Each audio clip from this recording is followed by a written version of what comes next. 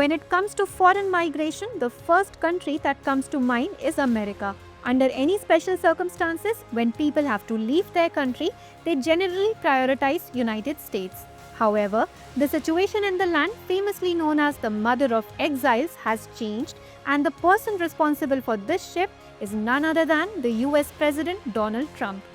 Donald Trump is such a name in global politics whose coming to power creates a stir in international politics.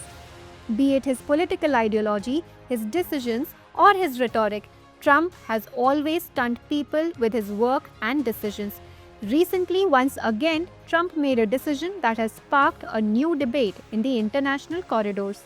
In fact, the Trump administration has imposed a travel ban on 12 countries and partial restrictions on citizens from 7 countries. Earlier in 2018, Trump had imposed similar bans based on religious grounds, which were later lifted by former President Joe Biden.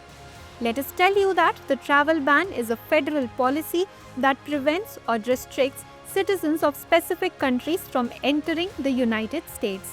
This time, Trump has justified the decision as part of a security policy, but is this the only reason behind it? Or does Trump want to control immigration to the US through this ban? In today's episode, we will try to find answers to such questions. First of all, let us know from which countries the Trump administration has banned immigration. The list of these countries includes Afghanistan, Myanmar, Chad, the Republic of Congo, Equatorial Guinea, Eritrea, Haiti, Iran, Libya, Somalia, Sudan, and Yemen. Citizens of these countries will no longer get any kind of visa and will be barred from entering the US. This order from Trump is a big setback for these countries. However, apart from this, there are some countries in which a partial ban has been imposed. This list includes Burundi, Cuba, Laos, Sierra Leone, Togo, Turkmenistan, and Venezuela. Let us tell you that a partial ban means that restrictions will be imposed on certain type of visas for the citizens of these countries, and they will need special permission to enter America. Interestingly, the US has stated that the number of countries in this list will change based on reviews, although they have not specified the criteria on which this review will be done. The Trump administration's reasoning behind these restrictions is that there is insufficient security screening for people coming from these countries, which could pose a threat to the US security.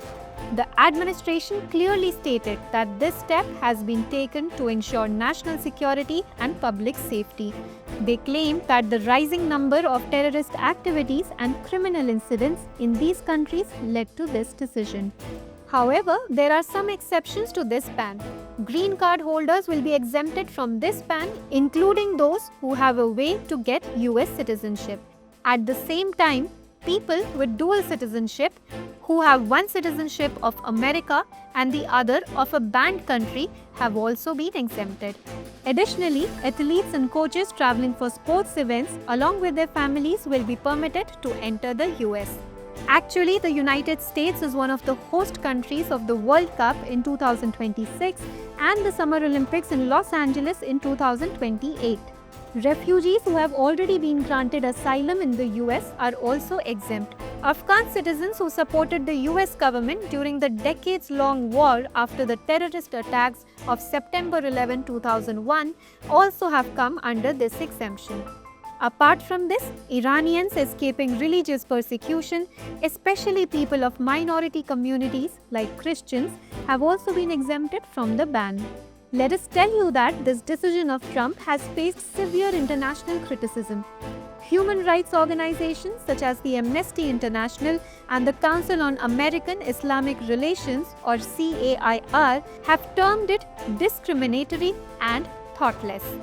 They argue that this decision goes against America's democratic values and human rights. There is a high possibility of a legal battle against this order of Trump. In 2018, the US Supreme Court upheld Trump's earliest travel ban constitutional. However, this time legal experts believe that the judiciary will challenge this move of Trump administration. Given the global backlash and opposition from human rights groups, it is possible that the US judiciary will make an important ruling on this order. In such a situation, if this matter goes to the Supreme Court, then this decision can be a turning point in the history of American politics and justice system. Recently, Japan's private company, iSpace, declared its lunar mission a failure when its lander, Resilience, failed to land on the moon's surface. It should be noted that this was the company's second attempt. In 2023, its first attempt also resulted in a hard landing of the lander. The objective of this mission was to conduct scientific experiments in the moon's Mare Frigoris region and collect lunar soil samples for NASA. During the mission, contact with the lander was lost just minutes before landing, and it was later confirmed that the lander had crash landed on the moon's surface. Recently, a federal court in the United States halted a ban imposed by the US President Donald Trump on the admission of international students at Harvard University. This decision came shortly after the university filed a legal challenge. It should be noted that Trump administration has revoked Harvard University's ability to admit international students due to its escalating conflict with the Ivy League school. Harvard admits nearly 6,800 foreign students at its campus in Cambridge, Massachusetts, which constitutes more than a quarter of its students' body.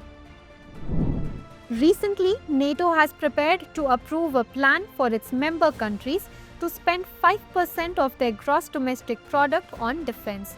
This move comes under the pressure of the US President Donald Trump, who has demanded that European countries increase their military spending.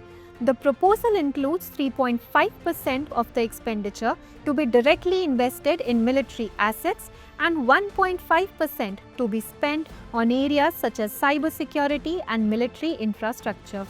Notably, under this proposal, NATO member countries will have to purchase equipment such as air defense systems, missile systems, artillery, ammunitions, drones, and logistics. So viewers, we pause the discussion here and note today's question. In light of the recent travel ban imposed by Trump administration on citizens from 12 countries, critically analyze the impact of such travel bans on global immigration policies, international relations, and national security. Discuss the ethical and legal implications of such travel bans in the context of international human rights standards.